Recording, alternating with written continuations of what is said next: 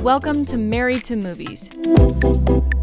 Industry insiders Jon Russell and Tracy Kring live and work happily in cinematrimony. They're sharing behind-the-scenes adventures of writing, producing, and appreciating films. Good morning, babe. You can't say that when I just put toast in my mouth. Do that to you. You were setting me up. That's what this show is all about, is to make me look the fool. That couldn't possibly be the reason.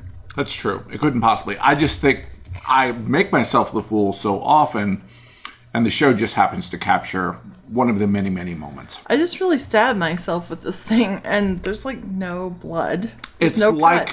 It's like that superhero movie Chronicle, where you're developing powers. Oh yeah, you watched that recently. I did watch it. But I was gonna say that it's like my autoimmune disease that melts my bones. Oh, like, it's actually maybe good for something. We've been traveling around doing a lot of crazy stuff. Yeah, we've been a traveling band. We went to Atlanta for, I guess it was like 3 or 4 days, shooting, finishing up Back to the Trap. That all has a great story, but you won't let me tell it. I will let you tell it. You just have to use a different name. Well, no, see, you can't even use different names because all people have to do is like look up. You know. Well, there are a lot of interesting things happening. A lot of interesting things happening. Yes. But we can't say them. We can't say. But the police were involved. I will say that. You have to be so careful when you're a person who is given a great amount of authority that you try to temper that authority with a ton of empathy. I was thinking about that today, and I don't know if I think empathy is needed. I think it's more like, I think it's more like you have to afford a person free will. Okay. Like, you're a really bad leader if you give people no option to refuse. That should be what we're all trying to do, right? Give each other the freedom to say and do and be, right? The permission to live their life as they see fit. Well, not as you see fit, but just like, okay, if I ask you to do something, you should be able to say, okay, yeah, I'll do that for you, or I'll do that. Or you should be able to say, well, I will do it, but I can't do it right now. And you should be able to refuse to. Like, no, that's not something I'm good at. That's not on my mission. That's not on my brand, whatever. No, I refuse to do that. And like, okay, great, thanks, and move on. You went through a whole, is it a training? Is it a... It's called a forum. A forum, okay. So what do they mean by forum? And describe what it is you went through. So I did the Landmark Forum. Landmark. And the forum, and that's what it is. It's like a place where there's like open, safe conversation.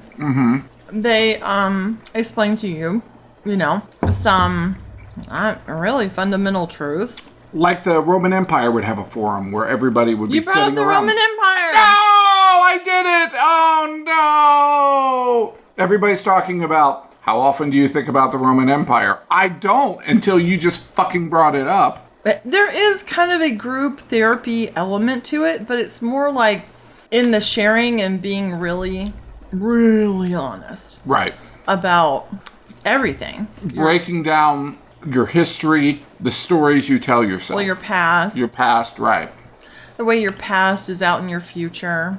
And I wasn't really even aware of that. It's really crazy when you're like, okay, like, where's my past? Where's my past? Like, what is there? What is there? Well, no, it's really interesting when you said that, because you said it was almost like tendrils or like streamers from that your come past. out. Because sometimes you'll hear someone say, this happened to me, and that's why I'm like this. All the time. It's like, because this happened to me when I was blah, blah, blah years old, now I have always been blah, blah, blah, blah. The forum would say, did you consider the story of what happened was written by you back then? A situation that happened when I was 5. It's a story about myself that I wrote when I was 5. Right. With a 5-year-old brain. Yeah, with a 5-year-old understanding. And I made it mean, I made the past, the event, mean something back then. Right.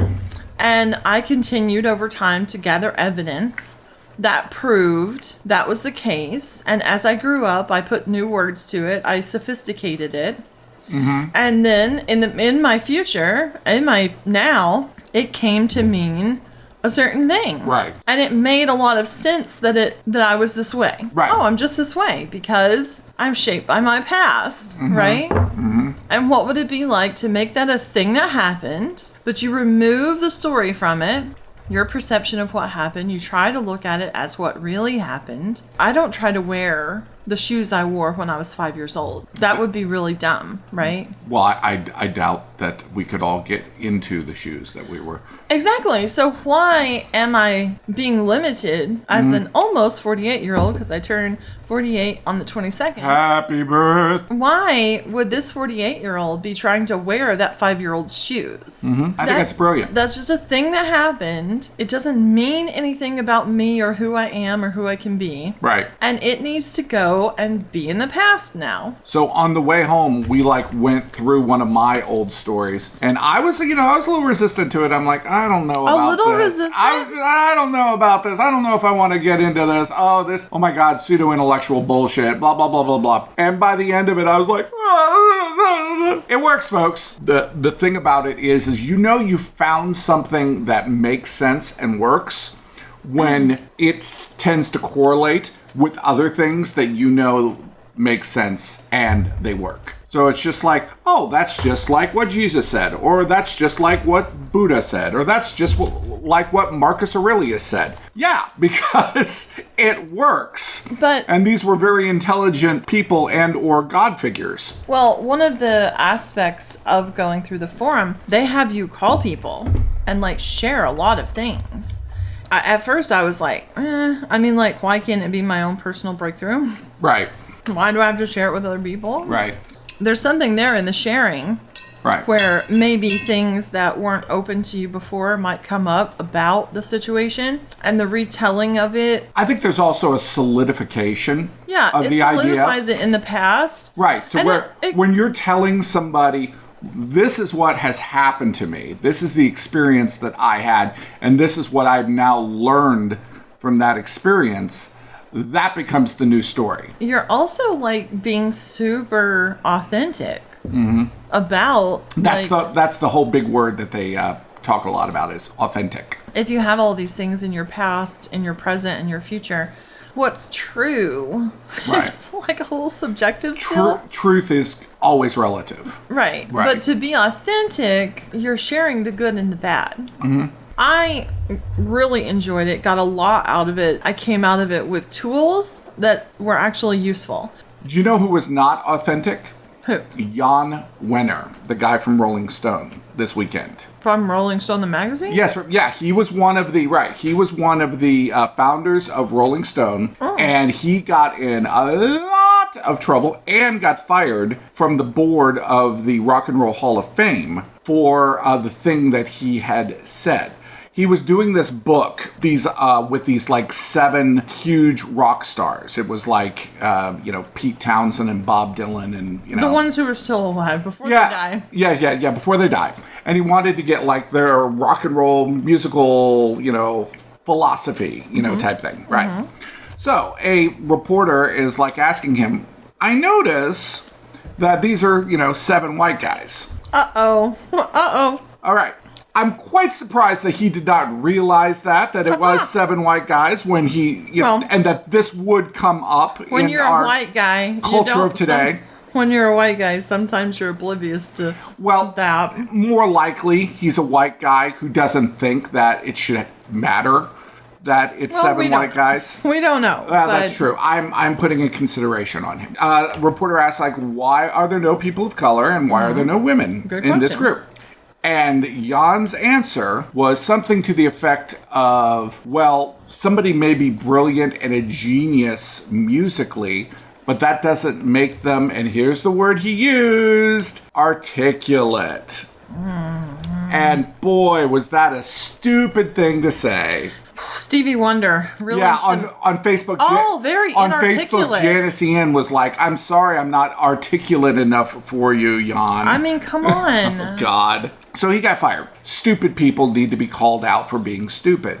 And I think that over a very, very long period of time, things like that would have just kind of gone by the wayside, or the reporter wouldn't have even asked the question. And, oh my God, there were so many ways he could have answered that question that don't make him seem like, a bigoted idiot. I feel like we all should go through diversity training. I agree. That's not what this particular book is. I've got 2 other books coming out. One about with all of the, amazing people of color in rock and roll and all of the women in rock and roll. White men are the real philosophers. This is like, oh my God. Just, ugh. Well, cringe, folks. Cringe. That's what the kids call it. Okay, but like Bob Dylan, he's kind of a problematic person. He can be, and also Bob Dylan is famously a really bad interview. Mm-hmm. He kind of has this dark view of his life and his career, and he would not be somebody who I would, want to speak on rock and roll. Yeah, I mean, he doesn't have a very diverse, set of opinions.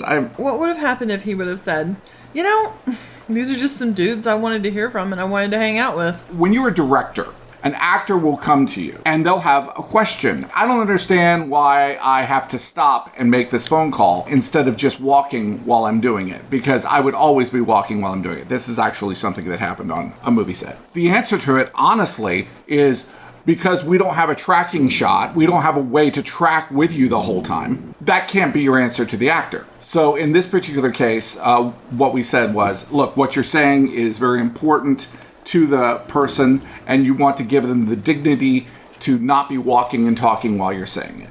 Well, that's a lie. I understand, but it worked. You have to have an answer for what you want to say and what you want to do. If you're challenged by someone, you just can't blow it off. I'm not a director, but I would have said, because it's bad for camera, and this is a movie. That's not necessarily what an actor is thinking about. I'm not a director. There you go. Well, this is why the actor didn't speak to the camera person. Mm-hmm. They spoke to, me. Cinematographer, yes, please. Pardon me. Cinematographer, forgive me. Thanks to our sponsor, Movie Mode Merch, the graphic t-shirt store to outfit you for your next film set. Be the person wearing the t-shirt everyone asks, hey, where'd you get that shirt? Cast and crew alike love these inside jokes and filmmaking-inspired designs. Check them out on Insta at Movie Mode Merch. I follow Richard Grant on TikTok. He's I know actor. The name. Oh, yeah, the actor. Yes. Yeah. Yep, from West Wing. Toby. No, it's not Toby. No. Alexa? Is he like a bald guy? No. Alexa, turn up to 10. Alexa, what movies has the actor Richard Grant been in? I know about 153 Richard E. Grant movies, including Logan, Star Wars, Episode 9, The Rise of Skywalker, About Time, and Corpse Bride. None of those help me. Richard Grant, he's a lovely, lovely person. He lost his wife, and he's been doing TikToks. The thing he said struck me, and I wondered if everybody feels this way, because I feel this way. I'm so connected to it. He has a vacation home that he and his wife and his daughter have been going to for 33 years. So now he is packing it all up and getting rid of that house. Everything sounded so echoey. Okay, yeah. With all of our things gone, right? Correct. And I was thinking about it because the other day, there was some laundry that needed folded and put away. There was just a few things, that needed cleaned up in our bedroom area. And when that had all been done, the room sounded different to me. Yeah. Does everybody recognize that? That empty room's echo? Yes. No, not an empty room. That even changing something in the space. If you were oh, I'm going to move that table to over there. Mm-hmm. The space would sound different. It's you're aware of the vibration, the sound vibration coming off of everything. Mm-hmm. And if you had a bunch of trash laying around and you cleaned it up, it's that stuff that was there, soaking up the sound vibrations, isn't there anymore, and it's more reflective. And you hear the difference. You hear it differently. You hear it in a more echoey. There's more room. There's more space. So do you see that as a metaphor for life? That once you clean things up and once you sort of rearrange things in your life, you start to hear things differently? That's a good metaphor. I thought that was the point you were getting to, but apparently there was no point. You were just telling a Richard Grant story. I guess one could. I guess one could see that as a metaphor. Oh, that's funny. That's funny. That's like an English teacher saying, okay, can you, write me out a metaphor? And then you wrote the whole story and then left off the metaphor at the end of it. I'm sorry, Tracy, I have to give you a C- because there was no metaphor in your metaphor. I do not lead the audience by the nose. That's true. To a conclusion, okay? That's true. You may read into that whatever you like. I'm just like one of those people who just like, I don't know, gives people information. No. Shoot me. Maybe you're trying to find meaning in it. Oh, this means something. It means something. Speaking of which, we had some good conversations while we were traveling. Yes. Because it was 16 hours in the car there and back. Yes. We had some opportunities to talk through not just your childhood trauma. Not just my childhood trauma, yes. But also some Sky Valley stuff. Yes. And I think we established we have a producer. I'm not going to name them. We have a new producer. He is an old friend of mine. I'm super, super excited to be working with him. I will say he's just one of those people that I've always personally connected with. And when you have those kind of people, you hope that there's an opportunity to work together in a business way. You're mutually respecting and admiring each other's work, and eventually the stars will align. But what I thought was really synchronistic, you offered on the last call, you were like, because he's into music. I do. And you're like, well, the reason I'm into music too. You are. I am, yes. The reason I named it Sky Valley was because of this band. Caius.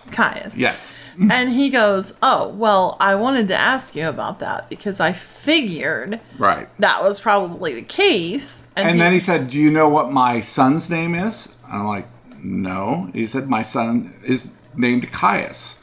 And I'm like, oh, okay. Well, apparently you are a big fan. Okay. And evidently that particular album had gotten him through a lot of hard stuff. Right. So, I just thought, wow, you have always been trying to work together and connect. We have. And the fact that this has such a deep connection, I think it's meaningful. It is. I'm assigning meaning to that. I 100% believe that there is meaning to that. And I think that when you have a story that has sort of this entertainment quality to it, but also has a spiritual connection to it, I feel like this is the perfect movie for us to finally, after probably 10 years, to finally get together on. My favorite thing about having a producer is that when you call them, they've been off, like the elves making the shoes in the middle of the night. And, they're like, oh, I found this, and I talked to this person, and sometimes you don't always have to be the cobbler. Well, and that kind of brings up for me the aspect of building a team and what it takes. So often, every film you work on, right, every film you make, you build a team around it, right? Right.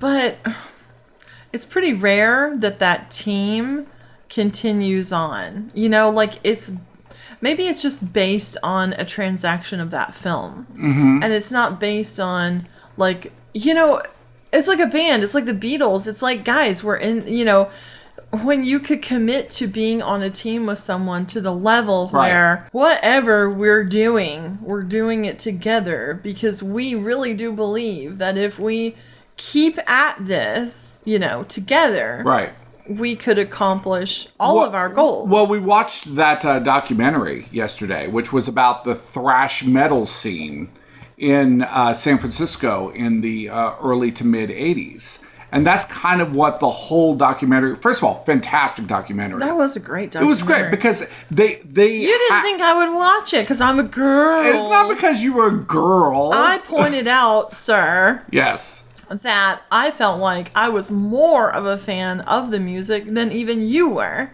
Because I was at Kill 'Em All. I was there. I had it. Okay? I know, yes. I had a cassette. That's true. Like, You did have Kill 'Em All. You did. You've always been into Megadeth. You've always been into Megadeth. Absolutely. Maiden? Well, I don't know about Maiden. I think I was probably into Maiden before you were into Maiden. But, Did you kiss boys with Maiden patches on their back? I think the answer to that is no. Then I did was not. more into Maiden than you. Did you have sex with a guy who was wearing an Eddie mask? No. Well, then how into Maiden could you possibly be? Were you? No, I never. What was great about the first of all, they had everybody in the documentary. They had great people. All of the guys from Metallica that were in the documentary, and Exodus and Testament and all, everybody. The people in the audience were part of the team, with the people that were on the stage. Right. There was a mutual respect. There was a competition. Mm-hmm. But there was also like, hey, let's help these guys out. Well, and the way that they would... And everybody traded each other. No, the trading the tapes was such a cool thing. That, like, the tape would, like, fly, across the country or would go to another country. And then other bands would, like, get their stuff over here. I mean, it's... Bootlegs were such a big thing. They were. Like, you were cool if you had a bootleg. Right. And it wasn't bootlegs. They made a point it wasn't bootlegs of songs on the album. No, it was bootlegs live of the live show. Right, yeah, right. That exactly. was what a bootleg was. Kind of like what the Grateful Dead did. I think it was called Murder in the Front Row or Blood in the Murder in the Front Row. Murder in the Front Row. Because that's like, relevant to the music. Right. So check out that documentary. I think it was on Hulu or Prime or one of the streamers. There wasn't even a lot of the music in it, so I'd say even if you don't like the music, it's just a really interesting look into how all of that came to be. So you're encouraging people who are posers to watch the thrash documentary. See, I don't think so, babe. No. If you don't like the music, listen to the music because it's really good music. It's really important. What was it you said that one of the bands was like, and we've never done a ballad? Yes, yeah. It was Exodus had a T-shirt and it said 4 albums and no ballads. So yeah, which I think is kind of a little bit of a fuck you to Metallica when they did Fade to Black, and even though is Fade to Black a ballad? Like, does this song have to be all the way through mellow to be a ballad? It's kind of a ballad. It's kind of ballady. Yeah, it's kind of a ballad. It's good to be back. Here I am, rock you like a hurricane. All right. Anyway. Why do you sound like a whammy when you do that? I would love to have seen the Whammies singing Rock You Like a Hurricane as the money goes down. That would have been awesome. I think they like a hurricane comes through and I think they did. That's right. Do you wanna hurt a whammy? All right. But that's the exact same voice you use. I know. I was doing that on purpose. I was being ironic. I don't think that's what ironic means. You're probably right. I don't know, and neither does Alanis Morissette. She doesn't know what ironic means either. Was Alanis Morissette articulate? Yeah, right? Some just gorgeous lyrics. I love her. Oh, God. What is the one where she's standing naked? I don't remember. All right, folks, contact us. Let us know what that Alanis Morissette song was. And also, let us know who Richard E. Grant is, too. Because we need your knowledge. You've seen him in a lot of stuff. I know. I can't necessarily tell you what you've seen him in. Well, yeah, and Alexa was of no help whatsoever. The second you see his face, you're going to be it was like Corpse Bride. Oh, you mean the animated? Yeah, that's not helpful. Thank you, Alexa. Yeah, that's a voice. That's not an actor. Exactly, it's not helpful. We're officially in pre-pro on Sky Valley. We are officially in pre-pro. We even have a time and a place where it'll be happening. Well, yeah, because the shoot is so many days long. And if you're going to do it in February, when the DP is available, there's only 2 possible start dates, February 1st or February 8th. And There you that's go. it. That's it. That's your window in February. And that'll be during my birthday. We'll be on set for Yes. another birthday. And you have a birthday this week on Friday. Friday. Yes, absolutely. I don't really know what I want to do yet. Well, we'll figure it out. We normally do something movie related, like Saturday. visiting a location. Yeah, Saturday you've got that acting thing you have to do. Right. Teaching actors how to act on Saturday. Teaching actors how to act. Yeah. Or act like you're teaching actors how to act. You have to act like you're teaching actors how to act. It's hard not to get romantic about movies. Thanks for listening to Married to Movies. Jon and Tracy will meet you for breakfast tomorrow. Thanks to our sponsor, Movie Mode Merch, comfortable graphic tees made by and for awesome filmmakers to wear on set and off. Check them out on Insta at Movie Mode Merch.